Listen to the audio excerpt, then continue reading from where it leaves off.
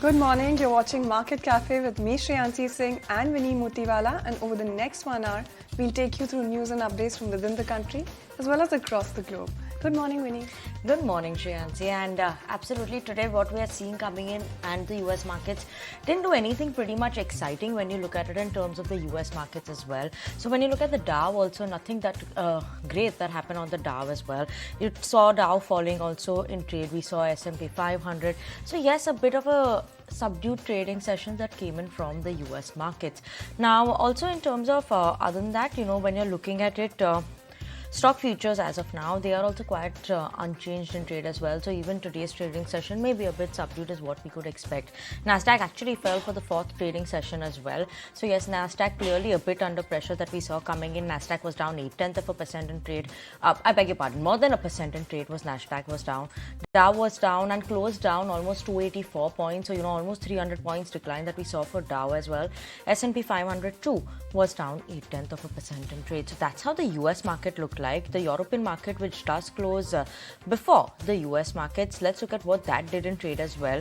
When you're looking at the European markets, also nothing exciting. The DAX, FTSE as well as the CAC, all of them saw a decline as well. They part of the gains as well. Given that the issues in the Red Sea, that is something that is a concern that is shaping up across the globe as well, and that's what everyone is keeping an eye out on. And because of that, we're seeing pressure coming in the global markets. When you look at it, the US 10-year tops the 4% for the first time since December 14th as well. So that's what we're keeping an eye out on as well. As of now, the implied Nifty Open muted start is what we could expect even for the Indian markets. Looking at the global markets, the handover that we have coming in on that front as well. Absolutely. Like you said, Red Sea tensions are definitely in the spotlight, and that's something that we've seen playing out in the oil markets as well. So now when you look at oil prices, they rose more than 3%, and this was as the US warned Houthi militants against further attacks in the Red Sea, and OPEC also pledged to remain united in supporting prices. So now when you look at the WTI, you're looking at gains coming in of about 3.2%, settling in at around that $72 a barrel mark. And when you look at Brent as well, you're seeing gains coming in of 3.1%, settled around that $78 a barrel mark. Houthi militants who are based in Yemen and backed by Iran claim that they targeted the CMA-CGM stage container ship. And this, of course, comes a day after Danish shipping giant Maersk also halted all shipping through the Red Sea until further notice, yet again due to repeated Houthi attacks on vessels. So you've seen a lot of these pressures playing out in terms of the oil market. Absolutely, a lot of those pressures playing out, and because of this, what happens is the ocean cost or the freight cost that we call, that also starts seeing a rise coming in. And like we're going to talk about next is also, because of the news flows from the oil market, that ocean freight rate has actually been soaring on the back of these missile attacks and attempted hijacking of the Maersk ship over the weekend that saw coming in. So these are clear pressures that come in on the freight cost as well. It's very important to note that the carriers have already diverted more than $200 billion in trade from the Red Sea. Overall, pricing activity continues to raise concerns around the inflation. Delayed goods is also something that we could expect. So a lot of concerns that shape up because of the issues that are going around in the Red Sea as well, Shreyansi.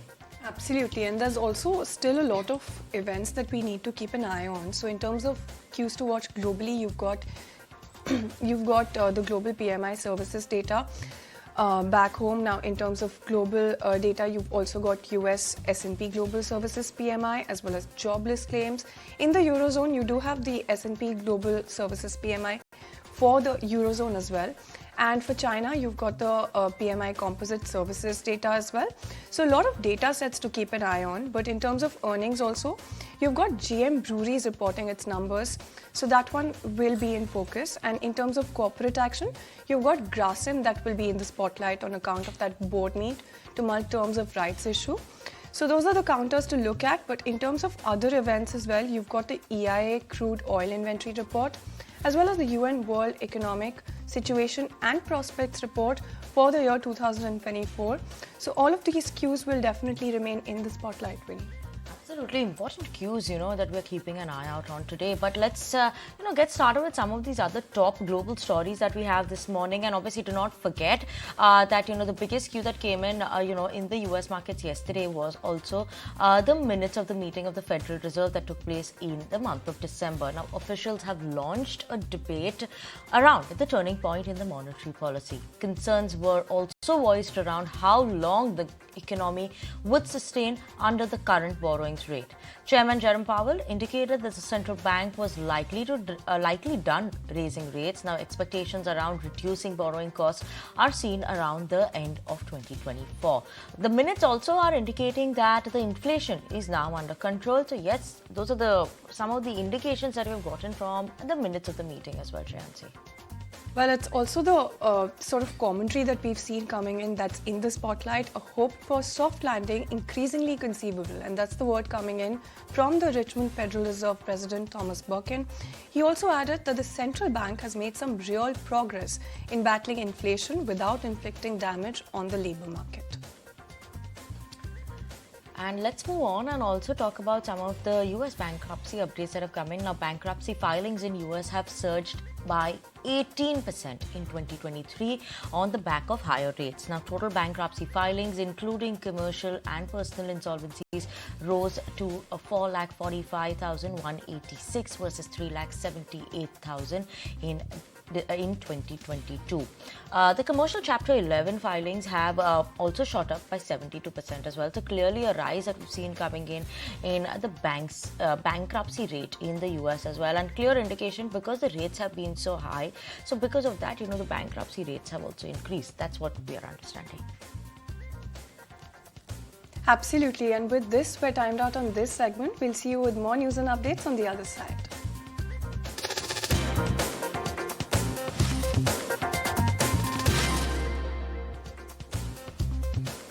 Welcome back. Thank you so much for staying tuned in. Well, let's take a look at the Asian markets then. And when you look at Asia, you've got losses coming in decidedly only for the Nikkei. So you've got Nikkei sort of, of course, you've got Japan that resumed trading after an extended New Year's holiday during which it witnessed an earthquake and a collision at Tokyo's airport involving Japan Airlines. So you've got that impact coming in on the Nikkei, tumbled around 2.2% at the open, currently down about 0.9% or close to 1% even. And when you look at Kospi also, you've got losses coming in, but not as much as Nikkei.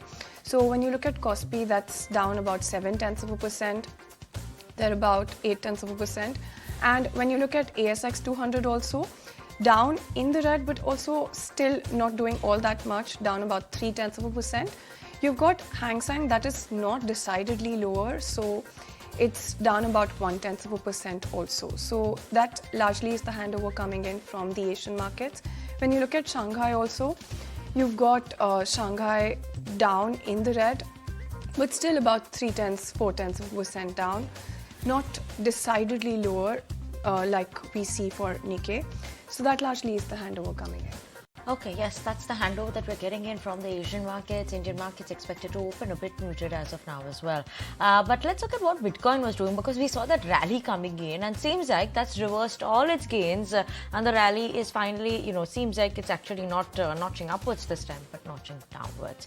And this is the highest level since April 2022 when we saw in terms of the rally coming in. Investors cited some concerns now that the US Securities and Exchange Commission wouldn't approve the ETF this year as expected by the Bitcoin bulls. That was the main reason that, it touched that $45,000 mark as well, because they expected that ETF, and ETF is obviously a concern that comes in if it's not there. The number of investors you're expecting, that doesn't come in, then you would see a reversal coming in. So obviously if that's not accepted, then that's the reason for the fall that we're seeing. Now, investors also weighed in terms of the Federal Reserve policy outlook as well.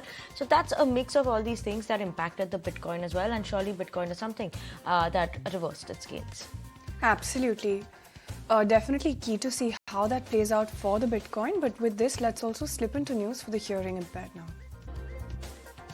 Welcome back, and you're watching Market Cafe on ET. Now, let's move on and into some world of startup and news coming in there. Now, India is working to develop Asia's first ever Hyperloop test track, and ArcelorMittal Nippon Steel will be India will supply 400 tons of steel for the same.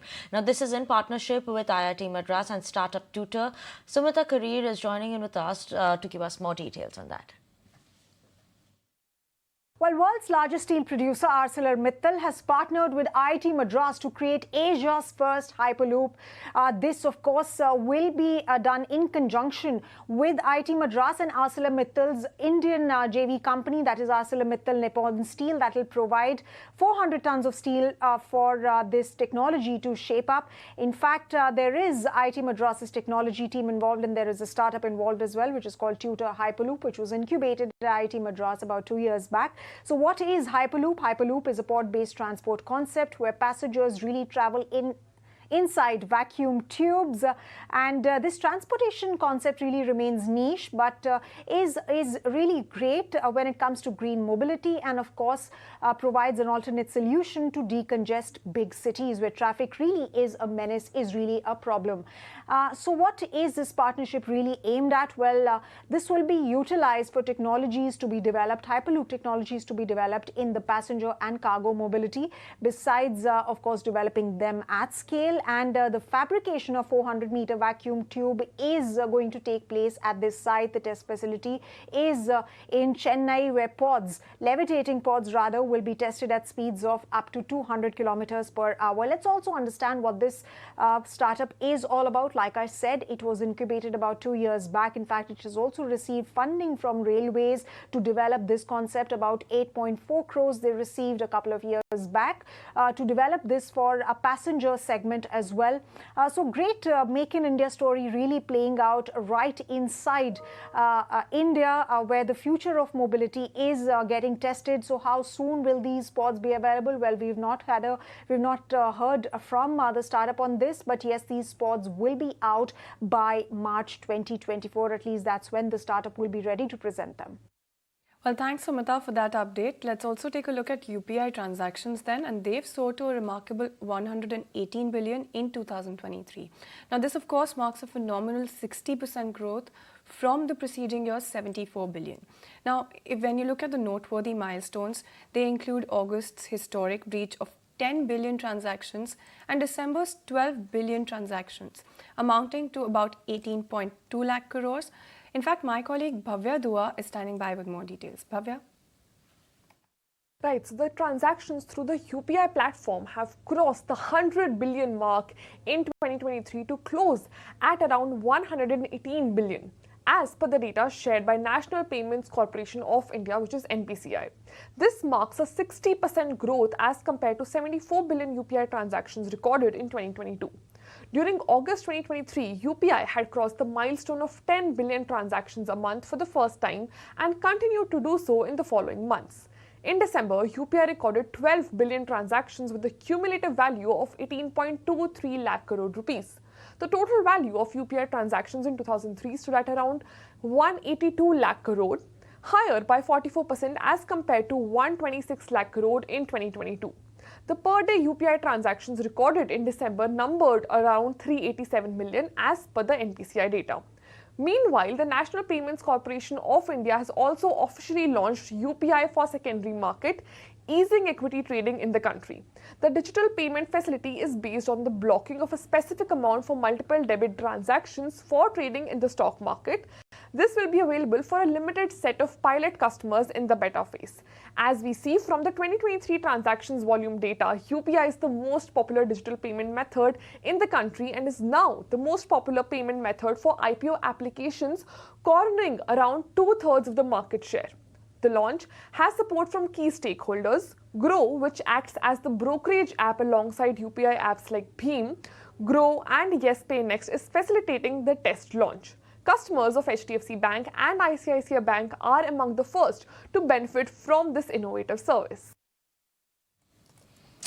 Thank you so much for that, Bhavya. But let's move on. And the Department of Investment and Public Asset Management government has annulled the transaction for the strategic divestment of Salem Steel Plant. And my colleague Prakash is joining in with us. He's filed a report on this as well in terms of what the DIPAM is saying. So let's go across and listen in.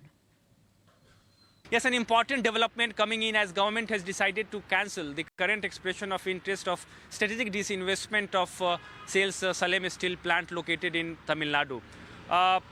DIPAM has come out with a statement saying the government had received multiple expression of interest for strategic disinvestment and bidders were also shortlisted. But due to the lack of interest of shortlisted bidders, government has decided to cancel the current process, which means present transaction would be terminated going forward. As you are aware, that global expression of interest were invited for disinvestment of Salem Steel Plant in July 2019. Followed by that, the government had received multiple expression of interest, and now the process has been decided to call off due to lack of interest of the shortlisted bidders. It is important to note that in the year 2018.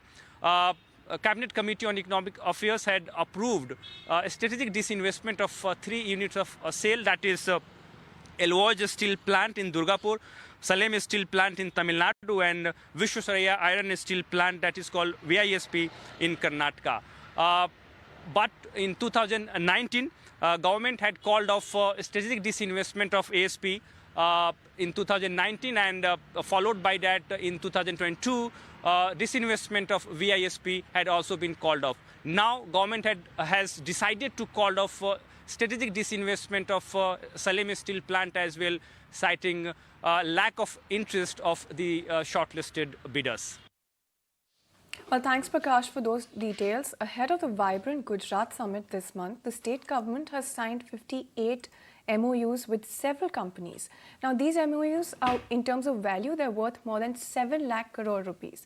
Anurag Joshi has more on this. Anurag?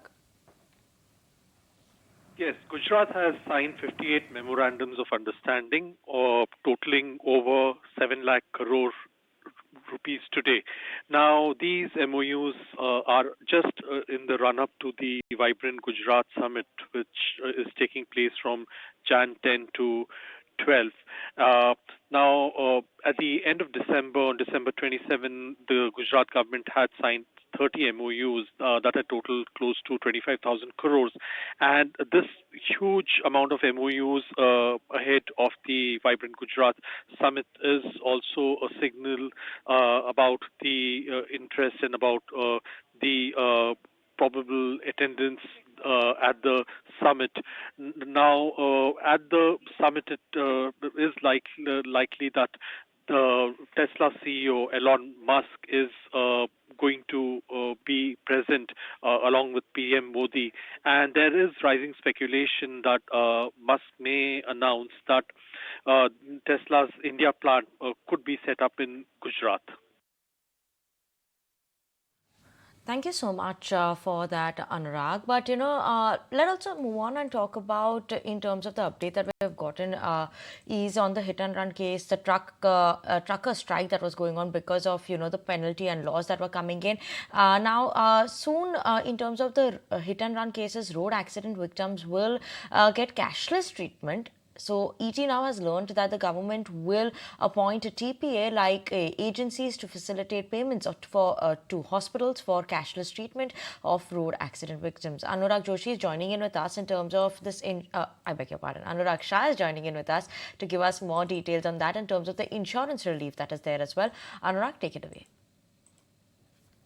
So, India has the highest number of road accident deaths in the world, and these deaths can be reduced with a proper golden hour treatment. So in new Motor Vehicle Act, there is a provision to provide free treatment to road accident victim. And as per our sources, now government is going to appoint a TPA-like agency which will provide free cashless treatment to road accident victims in the golden hour, because that is a very crucial hour for the road accident victim. And the golden hour treatment facility will be up to the 50,000 rupees will be provided. That will be free and cashless to all road accident victims. So there will be three types of fund has been created. So one fund will be for hit and run vehicle. That in that fund money will be contributed by a government, central government and insurance company. Other fund will be for insured vehicle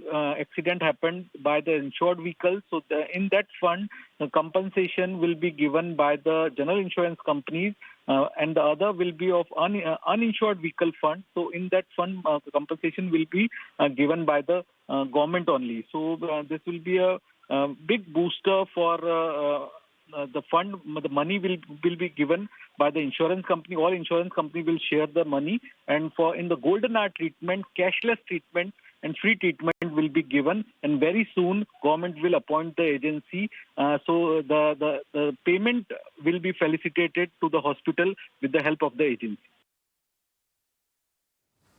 Well, thanks, Anurag, for that update. Moving away from that ET Now exclusive then, BGR Energy has said that SBI and Central Bank of India have classified their accounts as NPAs, tagging the company's assets as substandard. Ankur Mishra has more details. Ankur?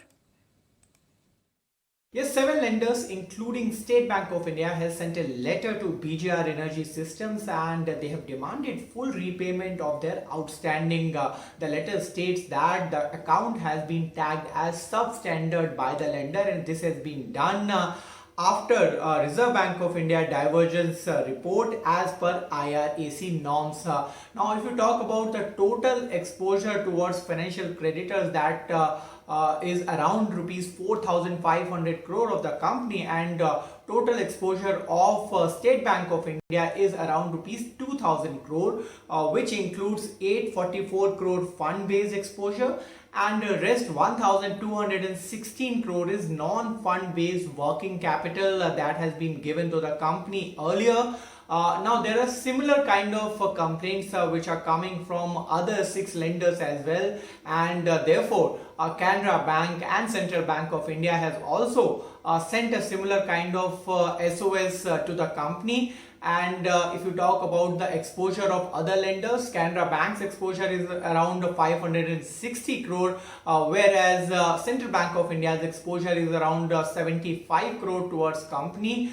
Now lenders would want to recover the whole amount of around 4,500 crore, and it needs to be seen that how much of the provisioning is actually done by the lenders.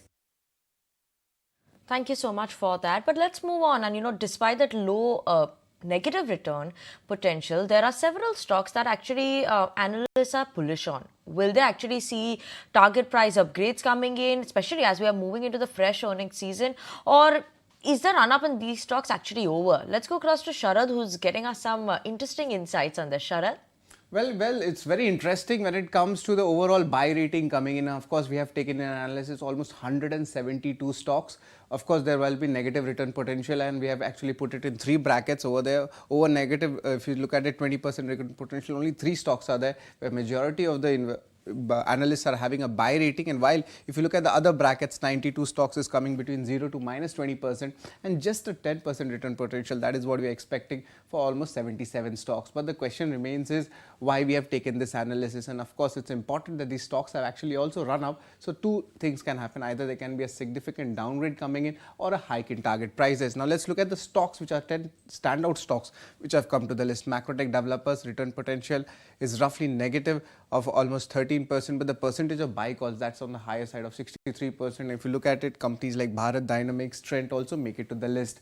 Also from the pharma space and the chemical space, we are having Deepak Nitrite, Gland Pharma and NMDC coming to the list.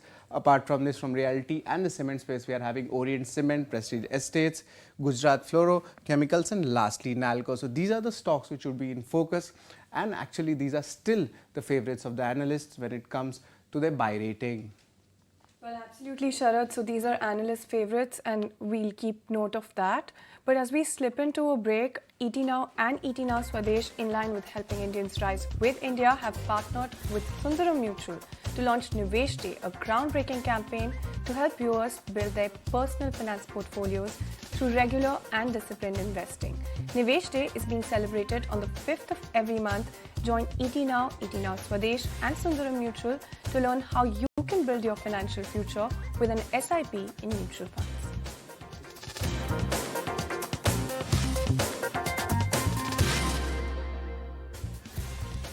Welcome back. You're watching Market Cafe on ET. Now, let's get a bit more stock specific than Shreyansi, and two companies that have reported their Q3 updates, Bajaj Finance and IndusInd Bank. Gaurav is joining in with us to give us details on the Q3 updates as well as what the brokerages are saying about them this morning as well. Yeah, right. So first we have IndusInd Bank. So if we saw the Q3 updates, the total advances of the bank was increased by 20% YOY. Total deposits also increased by 13% YOY. If we talk about the retail deposits, they were also high, almost by 5% on a QOQ basis. And if we talk about the CASA ratio declined a little by 90 bips and now it stands at 38.5%. So all in all, we saw some kind of healthy loan growth in the bank, and we also saw that the CASA decline was actually fairly in line with what the brokerages was expecting. And on back of this, now Nomura has maintained its buy rating and a target price of 1700 rupees. They believe that from here on we may see margins and asset quality to remain stable. We also have Jefferies, who believe that we may see healthy growth and stable NIMs going on, and this will likely to aid the earnings of the bank, and that is why they have also maintained buy rating with a target price of 2070 rupees. Let's also talk about Bajaj Finance.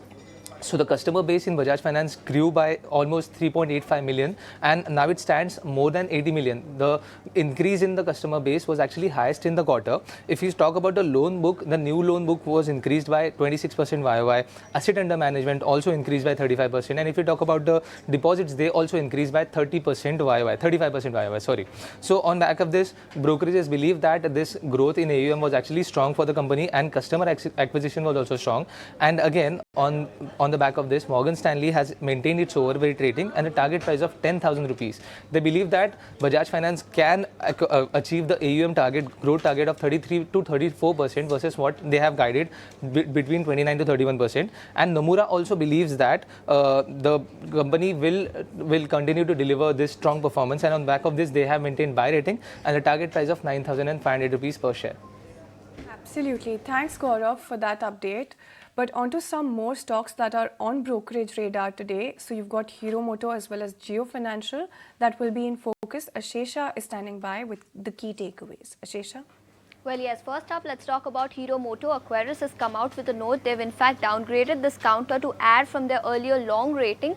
They've also gone ahead and hiked their target price to 4,035 from their earlier target price of 3,557. They say they remain positive on the cyclical recovery in the two-wheeler demand that we've been seeing over the last few months, but they do not find valuations attractive, especially after the recent rally that we have seen in Moto Corp, and hence for now they've downgraded the stock to add, although they've gone ahead and hiked their target price. They say another discomforting factor is the possibility of a weak 2024 summer wedding season, and they say that the number of wedding days this year over the period April to June 2024 are lower than last year, and hence this is a little of a negative in their view. So they've downgraded with a revised target price of 4,035. Apart from this, KR Chokshi in fact has initiated coverage in Jio Financial with a target price of 290. They say they expect Jio Financial to get all the required approvals and licenses in the next 6 months. They say they expect the lending business to report an AUM of about 4,600 crores in FY24, and they expect the AMC business in FY24 to report AUMs of about 2,330 odd crores. So they've initiated coverage with a buy rating and a target price of 290. So on the back of both these brokerage reports, we have Moto Corp and Jio Financials in focus today. Okay, Ashesha, thank you so much for that. But let's move on, and it's time to get in some update on the futures and options front. What is happening on that? What levels should we keep an eye out on? Ansh, as always, is joining in with us in the studios. Ansh, very good morning. And what is the FNO snapshot looking like? What is it targeting and indicating now? Good morning. So Nifty had given a sharp down move in the previous session. However, 21,500 had acted as a good cushion to the falling prices. So index continues to close in the range of 21,500 to 21,800 for 6th consecutive session, indicating continuation in consolidation. Whereas in Nifty futures and options, in futures we are seeing open interest almost flat, so giving a neutral stance here. Whereas on option front, today we have weekly option expiry, so we can expect some volatility in the market. We are seeing very strong call writing at 21,600, indicating resistance around around this level, whereas we are seeing some put buying at 21,400, indicating traders hoping, expecting Nifty to touch around at this level. Let's have a quick view on Nifty Bank as well. Nifty Bank also gave a strong fall in the previous session. However, it recovered strongly from around its 20 DMA. Also on intraday basis, index had entered into an oversold region, which could have triggered some good comeback. Whereas in futures and options, we are seeing open interest declining by 12%, giving a short covering stance. Yesterday, we saw a short build-up of 11%, and today we are seeing short covering of 12%, which is a positive thing. Whereas on option front, we are seeing most active put writing at 47,500, indicating some resistance around this level. Let's see what FIS did. Index futures, they covered 1,800 contracts. They also added around 6,900 contracts. So net to net, we are seeing a net addition of around 8,800 contracts on downside, due to which the total long positions have also slipped from 68% to 65.6%. So in a nutshell, both indices are at the crucial juncture. Today could be a make or break session. Absolutely. So make or break session, but that's about the broader setup. Let's get a little more stock specific then. Which are the counters that you're keeping on your radar on account of like news flow and all of that? Right. So most of the stocks are in focus on the back of order win. So KPI Green Energy will be the first stock in focus for today's trading session, as company has secured 2.1 megawatt in new orders for solar power project. Apart from this, NHPC will also be in focus, as company has signed 4,000 crore MOU with GPCL for a Kupa pumped storage project. MRF has entered into captive power purchase agreement with for wind power energy. Rashtra Chemical has received environmental clearance for a new 1,200 MTPD complex fertilizer plant, whereas Surya Roshni has secured 72 crore order from Odisha Urban Infrastructure Development Fund. Torrent Power has signed a contract of 47,350 crore with Gujarat government for solar, hybrid and power projects. Lastly, Traction Technology will be in focus, as ICICI Prudential Mutual Fund has reduced its stake by around 2.3%. So keep an eye on the stocks. Okay, surely keeping an eye out on all these stocks, but we should also keep an eye out on Bajaj Auto, because that's saw in the yesterday's trading session, last few minutes of trade, we saw a sharp spike up coming in Bajaj Auto. Now, the main reason was that they're going to be considering and consider buyback on 8th of January. Shrishti is joining in with us to give us more details on that. Shrishti, take it away. Well, yes, a big announcement coming in from Bajaj Auto, wherein 8th of January is the board meeting where the company will discuss on the proposal of a buyback yet again, because just 1.5 years back, we have seen Bajaj Auto coming out with its first ever buyback, which was back in June 2022, and that buyback was of around 2,500 crores. And the company has been rewarding their shareholders through dividend, but that was back in 2022, where then for the first time ever, the company has announced the buyback, and this is the second time that the company is coming out with a buyback proposal. On 8th of January, we will have our eyes on, but the company last time has done a buyback of around 2,500 crores. Then too, they had quite a healthy cash on the books, and this time their balance sheet as well is quite very strong. But along with that, this time we are seeing that the industry is turning around. Some of their new launches are doing pretty well. So let's see, and that will be interesting to note if this buyback will be of a higher amount of that 2,500 crores, which the company has done earlier. In terms of the cash on books, then the company has a surplus fund of around 17,326 crores as of 30th September, and that was after a dividend distribution of around 4,000 crores during the quarter, because company has been rewarding their shareholders. Like I mentioned, quite a healthy dividend yield, and every year it gives around 120 to 140 rupees per share onto their dividend terms. So all eyes will be on Bajaj Auto, but definitely on the back of this buyback announcement, we are seeing no stopping on the stock of Bajaj Auto. Back to you. Okay, thank you so much for that, Shrishti. And a note that came in from Morgan Stanley on the same as well on Bajaj Auto. They remain, the two-wheeler remains an overweight, the only overweight for them as well. So yes, keeping an eye out on that one. But let's move on and also talk about Tata Motors. We are keeping an eye out on that on the back of a brokerage note that we have from JP Morgan. Now, JP Morgan has upgraded the stock to an overweight from a previous neutral rating. They've hiked the target price to 925 rupees from 680 rupees. They're expecting better margins. Free cash flow is also supposed to improve as well, and delivery For JLR, that's also likely to improve as well. Now, JLR is furthermore to see a strengthening in terms of margin. Resilient market share in India is a positive that comes in for Tata Motors and India's PV segment, especially. Despite that competition we're seeing coming in, they're expecting better up move in terms of that as well. Other than that, in terms of overall, when you're looking the balance sheet, also balance sheet deleveraging is to reduce the EPS volatility, and a potential of re-rating is what we could see for Tata Motors is what JP Morgan is highlighting. That's why the upgrade coming in. That's why the increase in target price is coming in from JP Morgan for Tata Motors. So one to watch out for, maybe an up move is what we could expect today. Absolutely. Let's see how that pans out for that particular counter. But we have a jam-packed lineup for you on the market. At 9:20, we'll be in conversation with Rajat Rajkaria, Managing Director and CEO, Institutional Equities at Motilal Oswal Financial Services. At 9:40, we'll also be in conversation with Nitya Balasubramanian, Director, India Healthcare at Sanford Bernstein. To talk about the pharma upcycle and whether it's likely to sustain, we'll also be in conversation with Anthony Cherukara at 9:50, CEO at VSC Tillers Tractors. And at 10 a.m., we'll also be in conversation with Vinita Singh, who's the co-founder and CEO Sugar Cosmetics, to talk about their financial year 23 earnings. At 10:20, we'd also be in conversation with Saurabh Mittal, who's the Group CFO, S. Chandan Company, to talk about the industry's outlook and how that's shaping up. But onto some more news and updates then.